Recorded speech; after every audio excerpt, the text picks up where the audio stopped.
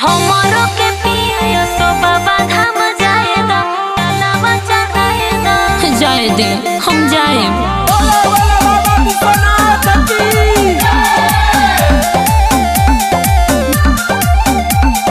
हमरो के पिया सो बाबा धाम जाएदा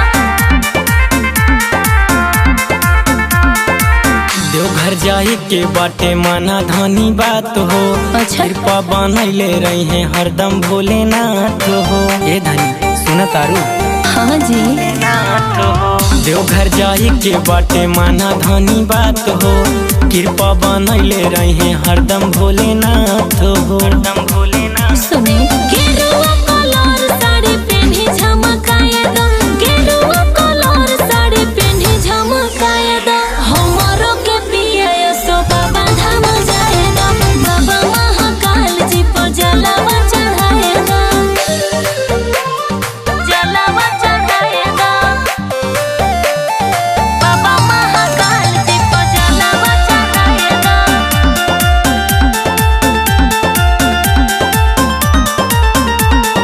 जरे लागी पौआ लागी बड़ी घाम हो।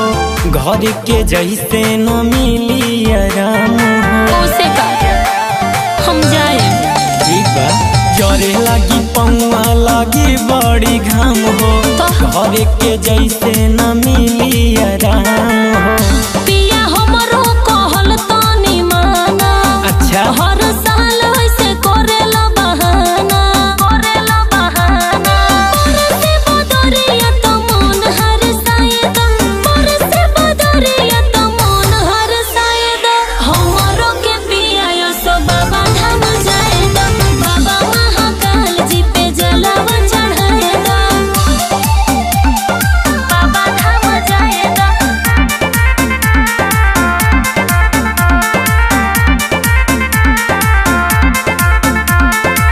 सुइया पहाड़ नहीं तो से चढ़ाई काहे? चुभ जाई काटा लागे पौआ दुखाई। जाए दे हम जाए ठीक बा हो सुइया पहाड़ नहीं तो से चढ़ाई तो? चुभ जाई